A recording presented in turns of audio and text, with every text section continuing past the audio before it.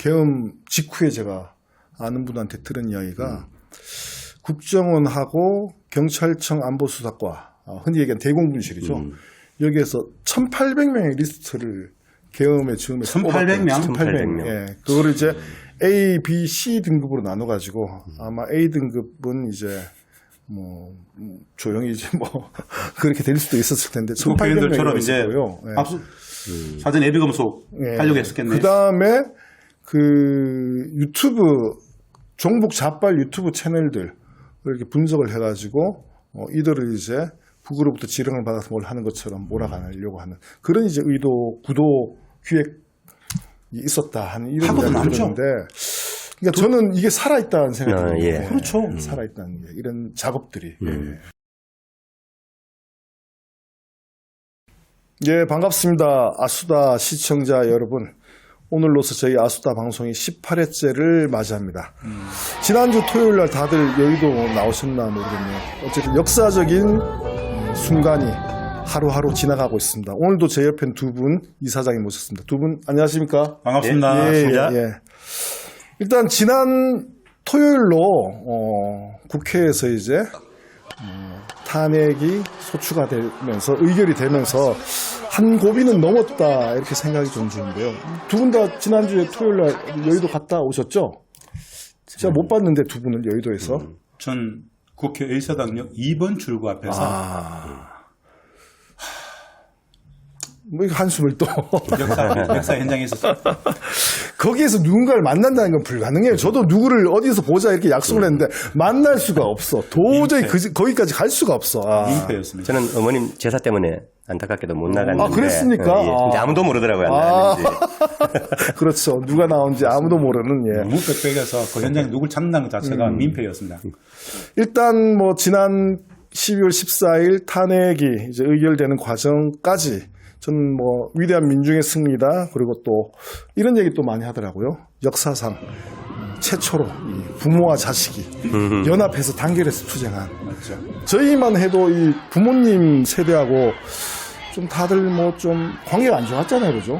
예. 불화하는 세대였는데 이번엔 어쨌든 이제 부모 자식들이 같이 뜻을 모으는 그런 부분이 있었다. 그리고 또 꼰대 세대와 MZ 세대의 연대 투쟁이 아주 빛을 발했다. 뭐 이런 이야기도 좀 많이 나오고 했는데 아무튼 이번 일을 계기로 해서 분단 수구 기득권 세력의 본격적인 퇴장이 이루어지지 않겠는가 이런 이제 기대도 있습니다만 또 한편으로는 아직 이 내란이 과연 이 정도 수준에서 다 진압되었다라고 볼 것인가. 여전히 이 내란의 불씨는 살아있지 않는가. 기고만장해요. 윤석열부터 시작을 해가지고 뭐 동원되었던 군대 책임자들이라든가 아니면 공무원들, 관료들 같은 경우에도 뭐 국민들한테 이제 사죄한다라고 얘기하지만은 표정을 보면은 뭔가 좀 우리가 뭘 잘못했는데 막 이런 식의 표정이 아직 살아있다 이런 걸 좀 느끼는데 두 분은 요번 이 탄핵 과정을 보면서 좀 어떤 생각을 하셨는지 좀 이야기를 좀 먼저 해 주시죠. 예. 우리가 진짜 원하는 민주, 평화, 개혁 정부의 수립이 진짜 목표라면은 저는 그것을 10단계로 보고 이제 1단계를 성취했을 뿐이다. 10단계 중에서 10단계 중에 이제 1단계 성취한 것이다. 무슨 뜻이냐? 비상계엄 내란은 여전히 끝나지 않았다. 여전히 끝나지 않았다. 왜 이런 말씀을 드리느냐? 너무도 자명한 현행범이었어요. 내란죄에 완벽히 부합합니다. 그렇죠. 정광석화처럼 체포하지 않았습니다. 윤석열이 임명했던 국무위원들이 총리부터 그대로 그 자리를 지키고 있습니다. 윤석열을 당선시킬 수 있었던 그 체제는 그대로 공고합니다. 그런데 한 가지를 꼭 말씀드리고 싶어요. 우리가 진짜 정신 차려야 되는 게 그것이 사실인지 아닌지는 나중에 밝혀질 겁니다만은 비상계엄 그 내란의 상황 전개 속에서 우리가 다 들었죠. 주요 요인 체포 이동 과정에서 한동훈을 사살하라 라는 게 있었죠. 예. 요 지점만 보면 말입니다. 윤석열에게 한동훈은 어떤 사람입니까? 그런데 윤석열이 진짜 이것을 지시했다면 한동훈의 사살을 진짜 지시라는 게 사살하는 게 지시했던 게 사실이면 인간일까요? 짐승일까요? 우리는 그 짐승적 사고에 입각해서 이들을 봐야 된다. 윤리와 도덕의 인간 합리를 가지고 이 전국을 전망하는 순간 백전백패할 것이다. 저는 이제 1회전 끝났다. 10회전이 남았다. 이제 내란은 계속 진행 중이다. 진짜 광장에서 국민의 힘을 보여줘야 된다. 요 정도 말씀드리고 싶습니다. 어쨌든 1단계가 지났을 뿐이다. 앞으로 가야 할 과제 쌓이고 쌓여 있다. 풀어야 될 문제가 넘쳐나 있다. 이런 이제 말씀을 해주셨는데 우리 또 유 선배님은 어떤 네. 느낌이신지. 예. 예, 일단 1단계가 시작이 됐는데 상당히 많은 부분을 이렇게 수면 위로 올려놨다. 우리의 과제를. 우선은 그 젊은 층들이 이렇게 역사의 광장에 갑자기 이렇게 쏟아져 나온 걸 보면 저는 이렇게 아까 부모 세대와의 관련을 얘기하셨는데 어떤 저항의 그 DNA가 예. 유전되는 게 아닌가라는 흐뭇한 그런 게 있었고 예. 그러면서 말씀하신 것처럼 그 아직 그 내란 공범들이 여전히 강구하게 또아리를 틀고 있고 그 뿌리들을 어떤 도려내기 위한 앞으로 이렇게 긴 흐름의 싸움들이 필요하지 않겠나. 예. 그리고 또 하나 중요한 거는 이 전 그 과정이 진행되는 중에 이렇게 미국의 역할, 위치 이런 부분들이 그 우리 이렇게 80년 역사의 관계 속에서 조금 더 선명하게 안개 속에서 이렇게 빠져나오면서 우리가 좀 고민해야 될 예. 앞으로 우리가 어떤 사회를 만들어갈 건가 과정에서 고민해야 될 아주 근본적인 문제를 이렇게 던져주고 있는 게 아닌가. 예. 그러면서 상당히 중요한 시기인 것 같습니다. 저희가 지난번 방송에서 과연 미국은 이 계엄, 윤석열 일당이 추진했던 이 비상계엄 상황을 정말 몰랐을까라고 예. 저희가 이제 물음을 던졌는데 전 이 물음이 아직도 여전히 유효하다 이런 생각이 좀 들거든요. 그러니까 예를 들어서 최근에 이 유튜브나 아니면 방송 이런 쪽에 나와서 이야기하는 분들, 뭐 셀럽들, 인플루언서들 이야기를 들어보면은 그래도 이 미국이 이번에 이 윤석열의 비상계엄 내란 상황들을 저지시키는데 큰 역할을 해줬다. 이번 역시 미국이 한국의 민주주의를 지지하고 있다. 뭐 이런 이야기들을 많이 하고 있어요.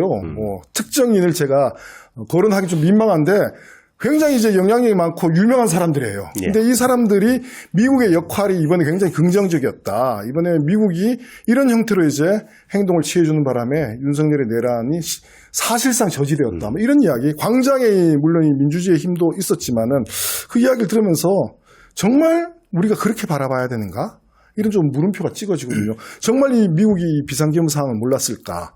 뭐 알고도 마지막에 가서 이렇게 미국이 나올 수밖에 없었던 이유는 뭘까? 이런 부분을 좀 짚어봤으면 좋겠다 싶은데 예. 어떠십니까? 예. 예, 매우 한미 동맹 관계가 좀 선진화되고 문명화된 문명화. 이야기를 하더라고요. 문명화. 좋아. 뭐 일면 네. 일면 타당한 지점이 있죠. 근데 먼저 이 지점을 저는 한 두 가지 정도에서 좀 지점을 이야기를 하면서 아니다. 진짜 아니다. 본질을 들여다봐야 된다. 이 말씀을 드리고 싶어요. 먼저 뭐냐. 미국이 일관되게 이 흐름 전체를 처음부터 다 장악하고 있다는 것은 불로도 명확합니다. 용산 전체가 뭐 도청되는 것이나 다름없지 않습니까? 지난해 한미 정상회담 할 때 용산이 도청되고 있었던 큰 사건이 있었죠. 예. 당시에 한미 정상회담 갔을 때 미국에서 미국 기자가 윤석열 대통령한테 물었어요. 바이든 대통령이 용산 도청한 거 프라이즈에서 사죄하더나라고 물었어요. 당시에 윤석열 대통령이 뭐라고 그랬냐면요. 친구끼리는 도청해도 괜찮다. 예. 이런 정도의 수준입니다. 자, 미국은 완벽히 장악하고 있었어요. 다만 한 가지 결은 있다고 봅니다. 저는 트럼프 대통령 취임 이전에 대한민국의 정치적 소용돌이가 불안정성으로 가는 것이 미국 일극패권의 태조 속에서 이 지역에서의 다시 줄 세우기 하는 과정과 좀 맞물린다고 봐요. 굉장히 즐겼을 것이다. 다만 소위 말해서 국지전을 유도하는 것들, 네. 북으로의 군사적 도발을 유도할 만한 군사적 행위, 이런 부분에 대해서는 주한미군뿐 아니라 미국 본토까지 위험해지기 때문에 그거는 철저히 좀 막으려고 했던 거 아닌가. 그거는 미국이 원하는 게 그렇죠. 아니다. 미 국무성, CIA, 주한미군 사령부 모두가 관장하고 잘 들여다보고 있으면서 상황의 추이를 지켜봤습니다. 그런데 군이 동원되어지는 상황, 미국에게 군사적으로 피해가 갈 수 있는 상황들에 대해서는 철저하게 컨트롤하면서 협조하지 않았다. 그리고 전쟁 계엄이 실패하니까는 국회를 군합발로 네. 짓밟고 비상계엄을 내란죄를 성립되는 비상계엄을 했단 말입니다. 그것이 만약 성공했으면 뭐 아무 말도 안 하고 그랬을 텐데 실패했기 때문에 그 순간 그것을 사실은 전체적으로 관장하고 있었다고 볼 수 있는, 다 파악하고 있었다고 볼 수 있는 국무성에서 가장 먼저 대한민국 민주주의를 지켜야 된다는 이런 식으로 나왔다고 저는 보는데요. 미국의 국익적 관점에서 전 이 부분은 면밀하게 따져봐야 된다. 만약에 이번에 그 비상계엄의 명분이 물론 윤석열은 정부 좌파 세력들 뭐 국회 간첩들 뭐 이런 식으로 이야기를 하면서 명분을 내세웠는데 이게 한국의 어떤 정치 상황 뭐 이런 형태로 예를 들어서 이제 박정희 때나 전두환 때처럼 국내 정치 상황에 기반해서 내지는 뭐 자기들이 생각하기에 대규모 군중 시위가 벌어지고 이런 상황에서 계엄을 때렸다라고 하면은 아마 미국은 묵인했을 것 같아요. 근데 이 윤석열이 추진한 방법이 전쟁을 일으키려고 했거든요. 네. 북하고의 국지전. 계속 이제 도발을 하면서 뭐 무인기를 날리고 풍선을 날리고 완전 파격. 이런 형태로 무인기. 진행되는 것은 어떤 의미에서 보면은 미국의 어떤 국익과 관련했을 때 미국은 원하지 않는 그런 측면이 있지 않나 이런 생각이 드는데요. 그렇죠. 이번 이제 그 계엄 기획 시나리오 이제 계속 나오고 있죠. 네. 폭로되고 있는데 이 기획 안에 보면 선을 넘은 부분들이 몇 개 있죠. 아까 뭐 한동훈 사살 이런 것들을 국내적인 부분으로 치부할 수 있다 하더라도 구체적으로 이제 인민군복을 입고 그렇죠. 입고 예. 정보서 HID. 그리고 실제로 인민군복을 발주를 했죠. 네. 그리고 그걸로 이제 미군을 사살을 하고 일부 사살. 일부 사살하고 그다음에 군부대를 공격하거나 아니면 특정 어떤 기관에 대한 테러 예. 이런 것들을 하고 이제 저쪽에 뒤집어 씌우고 미국이 대응 안 할 수 없게. 그게 전시 사례예요. 그렇죠. 예, 예. 이런 부분들은 뭐 미국이 뭐 전쟁 국가라고 하지만 자신들이 그 선택하지 않은 방법으로 선택하지 않은 시간에 선택하지 않은 공간에서 예. 지금 이제 북을 상대해야 되고 핵강대국인데 그리고 얼마 전에 북러 조약이 비준이 되고 이제 발효가 됐죠. 네. 러시아에서 바로 얘기를 했죠. 며칠 전에 그 북이나 러시아를 공격하면 파괴적인 결과가 있을 것이다. 어쨌든 중국은 뭐 논외로 하더라도 이 두 핵 그 강대국을 예. 상대로 미국이 지금 전 세계에서 이렇게 전선이 옅어져 있는데 분란을 계속 일으키고 있지만 여기서 그렇게 예상치 못한 국지전을 그렇게 쉽게 시작할 수 있겠는가? 굉장히 불가능하다고 보는데 그 선을 이제 이번 선을 기획안들이 넘었다. 넘은 예. 거죠. 군 그렇죠. 문제 관련해서 예. 두 가지 이야기 꼭 해보고 싶어요. 무인기를 1차, 2차 보내고 3차 예. 보냈을 때 김여정 부부장이 공식 담화를 통해서 그렇죠. 이 모든 궤적을 우리 다 알고 있고 사진을 다 공개했었습니다. 그 당시에 어떤 이야기를 했냐면요. 아주 무시무시한 이야기를 했었어요. 포병여단, 전시 포병여단을 전선에 배치한다. 북측의 군 같은 경우에 평시에는 전선에 있는 부대가 소위 말해 우리의 민정경찰에 해당되는 경찰력 병력입니다. 사실은 민정경찰에 해당돼요. 그럼 전시가 되면 어떻게 되느냐. 전시 인력으로 다 교체를 합니다. 그 시기에 우리가 3차 보냈을 때 그거 공개 발표하면서 모든 최전선의 포병병력들 전시 편제로 바꿨다라고 얘기했었어요. 그리고 보내면은 바로 응사한다 그랬거든요. 미국 입장에서는 이것은 진짜 재앙입니다. 그건 감당할 수 없는 이야기죠. 그런 엄청난 두려움이 있다라는 것. 그리고 박정희 5.16 군사 쿠데타하고 80년 전두환의 신군부의 쿠데타 이 당시에 동원되어졌던 우리 군대는 주한미군이 다 지휘를 승인해야 됐던 그런 부대들이 굉장히 많이 동원됐죠. 네, 실제 그렇죠. 군단 여단이 다 동원됐죠. 전방에 있는 그런데 부대도 맞죠. 막 빼돌리고 예, 맞죠. 그랬으니까. 근데 예. 이번에는 소위 말해서 미국의 승인이 필요 없는 대간첩 작전 이런 명목으로 그냥 쉽게 동원할 수 있는 네. 부대들만 동원이 되었습니다. 방첩사나 뭐 방첩사, 특전사, 기무사, 특전사, 예. 정보사, 보안사, 정보사. 예. 요 정도죠. 이건 무슨 뜻이냐? 미국이 군사적 문제에 대해서는 끝끝내 계속 비토 내지는 부정적으로 협조하지 않았다는 것이죠. 네. 허락을 하지 않은 요 거죠. 지점이 좀 예. 다르다는 것이죠. 즉 미국은 자칫 잘못하면은 자신들이 의도하지 않은 전쟁에 휘말릴 수 있고 그 이유를 감당할 수 없다. 그런데 윤석열은 그것까지도 그냥 네. 바로 그렇죠. 밀어붙였다라는 거예요. 이거는 한마디로 이게 진짜 정상적인 윤리 도덕의 수준이 아닙니다. 그래서 미국은 굉장히 분노해 있을 것이다. 전파요. 그러니까 통제되지 않는 예. 더글라스 맥그리거 같으면 미국 그 제국의 하인이라고 표현을 했죠 이번에. 참 슬펐어요. 그 하인들이 이제 상전에 대드는 노예가 아닌 것만 해도. 더글라스 맥그리거는 우리 시청자분들이 아셔야 됩니다. 이라크전에 참전했던 미국의 대령 출신의 트럼프 1기 때 국방부 장관의 보좌관 출신이고 주 독일 대사로 임명하려고 했는데 민주당이 반대해서 못했습니다.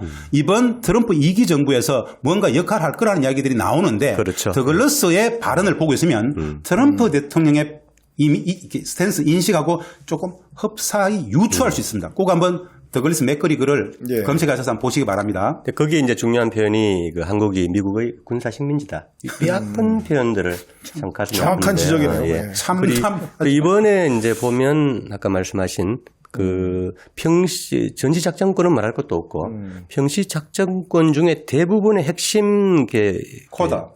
그거를 이제 그 고난 위임이라는 형태로 예. 그 대부분도 이렇게 미군 사령관이 가지고 있는 이런 이상한 체계 그 상태에서 이제 이번에 이제 유는 옹색하게 특수부대 일부만 떼서 예. 무리하게 이제 밀어붙인 게 화근이었던 게 아닌가. 네.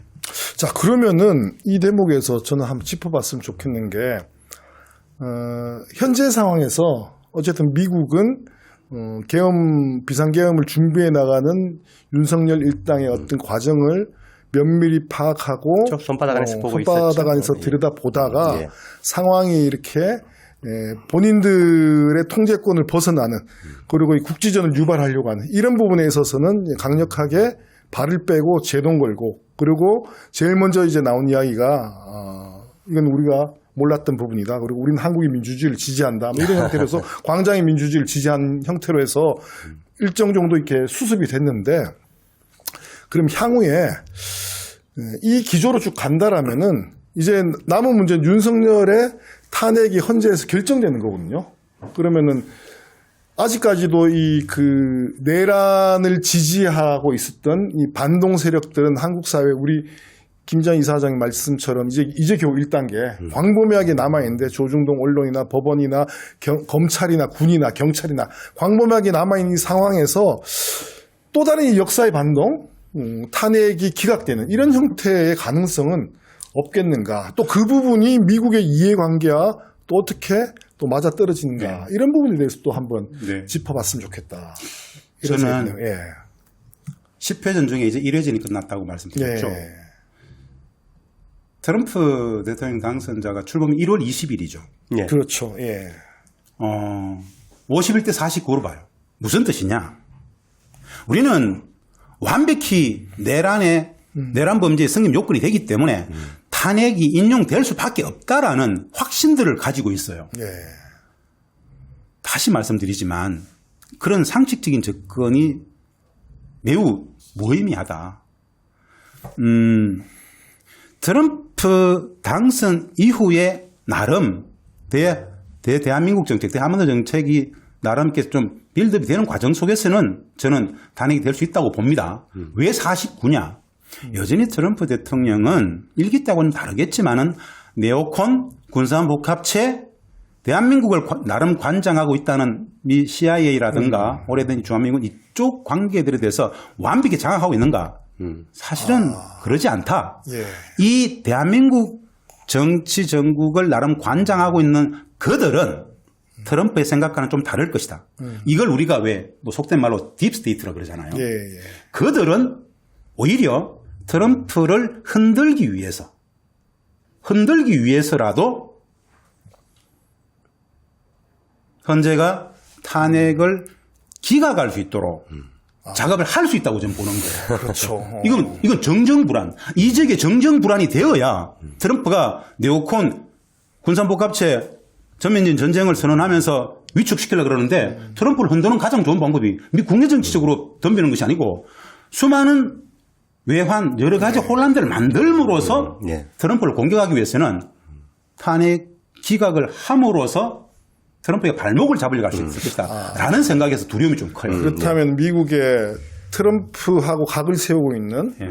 미국의 딥스테이트 같은 경우에 미국 국내 상황 이미 뭐 대통령 당선되고 취임되는 이 프로세스 속에서 어떻게 개입할 수 있는 여지가 없으니까 한 달 남았네요. 예, 차라리 이게 좀 약한 고리라고 얘기할 수 있는 한국 상황에서 뭔가 이 흔들어버리는 네. 그러니까 지금 트럼프가 사실은 벌써 한 2번인가 얘기했어요. 김정은하고 친하다. 김정은을 만나겠다. 그리고 최근에 그 대북 특사도 임명을 했고 그렇죠. 그리고 이야기 나온 것으로 봤을 때는 취임하고 나서 빠른 시일 안에 러우 전쟁 정리하고 가자 전쟁 정리하고 난 다음에 바로 이제 북하고의 어떤 관계 종전, 정상화. 협상, 관계 관계 정상화 이쪽으로 가겠다라고 이렇게 천명을 하고 있는데 네. 이런 트럼프의 스케줄, 구도를 흔들 수 있는 굉장히 좋은 방법이 한국에서의 어떤 정치적인 어떤 격변, 혼란을 정치적 만드는 거.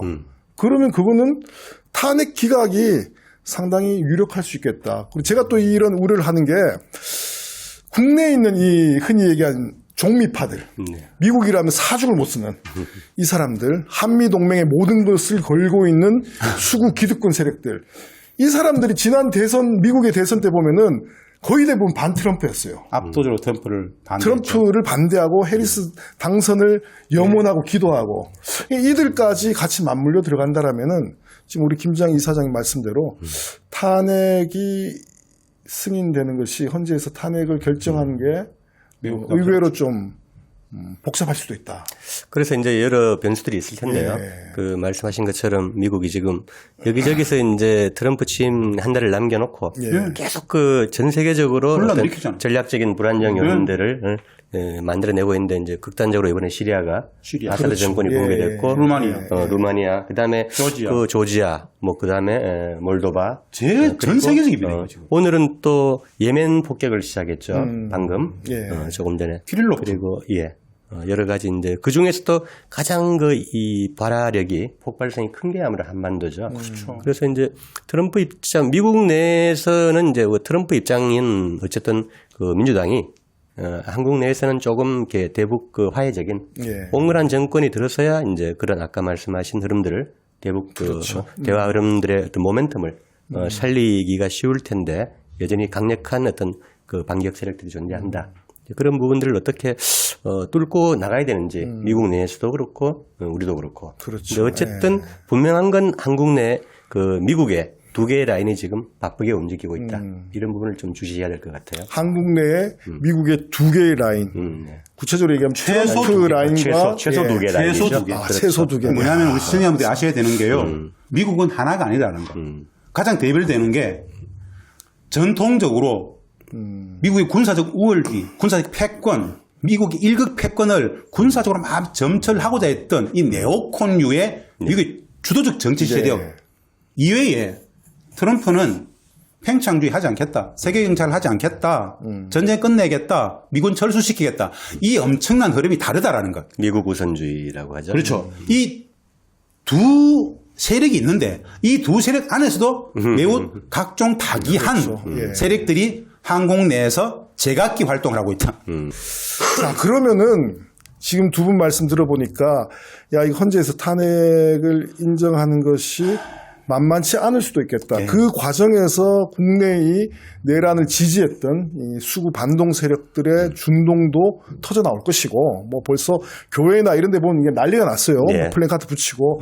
그럼 이거를 막아내기 위해서는 어쨌든 저희가 이제 계엄을 저지하고, 그다음 내란을 막았었던 힘이 광장의 힘인데 다시 한 번 더 광장에 결집을 하는 과정들이 좀 필요할 것 같고 저는 그 과정에서 정말 이 젊은 세대들한테 꼭 또 말씀을 좀 드리고 싶은 것이 이번에 보지 않았습니까?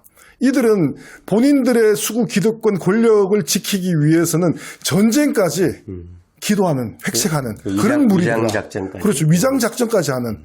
그래서 이번에야말로 이 탄핵 국면에서 우리가 정말 반드시 지켜 세워야 될 이 깃발, 목표는 평화가 아닌가. 탄핵이 곧 평화다. 이런 이제 목표를 가지고 좀 움직여야 되지 않나 싶은데 그 전망을 좀 어떻게 보십니까? 예. 저는 좀 이런 걱정을 해요. 내란은 여전히 끝나지 않았다. 헌재의 결과를 계속 기다리는 와중에 내란을 기획했던 비상계엄을 준비하고 착착 모의했던 그들은 가만히 있을 것이냐? 가만히 있지 않는다라는 것이죠. 가만히 당하지 않을 거예요. 이 반전을 만들기 위해서 가장 직접적으로는 말입니다. 지금 당장 군을 동원해서 전쟁계엄 내지는 북측의 군사적 도발을 유도하는 국지전은 안 됩니다. 할 수 있는 게 있어요. 검찰, 국정원은 작동되고 있지 않습니까? 이들을 좌파. 동원해서 소위 말하는 수많은 국가보안법 사건들, 간첩 조작 사건들, 간첩은 만들어집니다. 전쟁이 기획되는 것처럼 간첩도 만들어져요. 맞아요. 다종다양한 국가보안법 간첩 구속 피의자 압수수색들을 막 함으로써 한 달 정도만 그냥 여러 많은 사람들 잡아가고 압수수색하고 그렇게 상승작용시켜서 진짜 대한민국에 수많은 뭐 종북 좌빨이 있는 것처럼 분위기 만들려고 노력할 가능성이 굉장히 높다. 그게 소요고 정정불안입니다. 그렇게 함으로써 시민들의 광장에 모이는 것 자체를 위축시키면서 소위 말하는 보수 기독교 세력들이 다시 광장에 나와서 내란이 아니다. 오히려 종북 좌빨들 척결하기 위한 조치였다라는 식으로 여론전을 가져가는 순간 진짜 점입가경에 엄청난 혼란에 빠질 것이다. 이것이 윤석열 내란 방조자, 내란을 기획했던 자들이 지금도 꿈꾸고 있는 것이다. 이 부분을 예의주시하면서 광장에 더 틈없이 많이 모이는 것, 그리고 이 상황 자체를 트럼프를 흔들려고 하는 미국의 네오콘, 군사목갑체, 딥스테이트, 이들은 오히려 속으로 굉장히 반길 것이다. 그러면 아직 10회전 중에 이제 1회전 끝났다. 진짜 제대로 주도 면밀하게 대응해야 된다라는 말씀을 드리고 싶어요. 그런 네오콘의 이제 반격의 일부가 지금 다시 그 불씨가 꺼져가던 그 북한군 우크라이나 파병설이 그렇죠. 또 나오기 슬금슬금 나오기 시작하죠. 이렇게 며칠 잠잠하다가 네. 정확한 아직 증거도 없이 2달 넘게 유포되고 있는데 그런 흐름도 있고 또 하나 우려스러운 거는 트럼프 취임 한 달 남았지만 취임하고도 일단 그쪽에 그 제일 그 국정 그 의제는 아마 1순위가 우크라이나하고 중동 쪽이 될 건데 그 사이에 취임 이후에 과도기에 한반도에서 여전히 그런 이렇게 역사적인 반동이 일어날 수 있는 가능성이 있다. 그런 것들 지금 경계를 해야 될 것 같고 하나 이제 다행스러운 점은 지금 이제 그 여러 이제 내란 주도 세력들이 구속이 되고 또 여러 이제 수사가 진행이 되고 탄핵도 추진이 될 텐데 그 과정에 이제 여러 이렇게 충격적인 또 내용들이 쏟아져 나올 거고 그런 게 탄핵의 에너지를 계속 그 유지하고 키워가는 흐름도 또 있지 않을까. 그런 흐름들을 타면서 계속 우리가 광장에서 그 저항을 유지해 나가야 된다. 그렇게 생각합니다. 제가 우리 김지장 이사장님 그 종북 좌빨 이야기 들으니까 예. 저 계엄 직후에 제가 아는 분한테 들은 이야기가 국정원하고 경찰청 안보수사과 흔히 얘기하는 대공분실이죠. 여기에서 1,800명의 리스트를 계엄의 즈음에 1,800명? 1,800명. 예. 그거를 이제 A, B, C 등급으로 나눠가지고 아마 A 등급은 이제 뭐 조용히 이제 뭐 그렇게 될 수도 있었을 텐데 1,800명처럼 이제 있었고요. 예. 압수 사전 예비 검속 하려고 했었겠네요. 그 다음에 그 유튜브 종북 좌빨 유튜브 채널들 이렇게 분석을 해가지고 이들을 이제 북으로부터 지령을 받아서 뭘 하는 것처럼 몰아가려고 하는 그런 이제 의도, 구도, 기획이 있었다 하는 이런 하고도 이야기를 많죠. 들었는데 그러니까 저는 이게 살아있다는 생각이 듭니다. 예. 그렇죠. 살아있다는 게 이런 작업들이. 뭐 구속시켰다 그래. 뭐 계엄사령관, 뭐 특전사, 소방사, 뭐 그들은 다 그냥 말 들었던 그야말로 쫄들이에요. 네. 내란의 실질적인 기획, 수괴가 여전히 계속 호시탐탐 그렇죠. 네. 계속 이루고 있습니다. 용산에 아직 지금 그 부부가 살아 있잖아요. 지금 뭐 호시탐탐. 살아있고 아무것도 안 받잖아. 신원식 김태효도 사라졌어요. 사라졌고요. 아예 안 나타나죠. 아예 안 나오고. 뭘 하고 있는지 얘네들이 사실 모르겠는데. 기획팀인데. 그렇죠. 예. 그래서 위험하죠. 내란의 수괴가 여전히 전혀 권력을 내놓지 않고 내란 계속 진행 중이다. 이거를 이 타이밍을 놓치면은 저는 넘어진다고 봅니다. 1회전 끝났다라는 예. 거죠. 알겠습니다. 오늘 두 분 모시고 아수다 18회 방송을 진행하고 있는데요. 저희가 지난 12월 14일 국회에서 탄핵을 결의했지만 이것은 탄핵 소추 이게. 이것은 이제 1회전에 불과한 것이고 여전히 우리가 싸워야 될 싸움의 과정들은 굉장히 많은 단계별로 남아있다라는 것. 그래서 아직 저들의 내란 시도, 내란 반동은 끝나지 않았다. 진짜 끝나지 않았다. 예, 진짜 끝나지 않았다. 이거를 막아내야 된다. 또 막아낼 수 있는 힘은 이 한겨울에 다시 광장에서 우리가 응원봉을 들고 집결해서 이 상황들을 함께 이제 막아서는 것이 필요하다. 요 말씀을 좀 하면서 앞으로 저희 아수다 제가 생각하기에는 이게 이런 형태로 쭉 정세가 흘러간다라면은 계속 저희가 좀 짚어주고 이야기해야 될 주제들이 나오지 않겠나 싶은데 좀 바쁘시더라도 방송을 조금 자주 해보는 예. 자주 보입시다. 예, 그렇게 좀 방향으로 진행하도록 하겠습니다. 오늘 두 분 모두 수고하셨습니다. 시청자 여러분 감사합니다. 고맙습니다. 고맙습니다. 감사합니다. 예.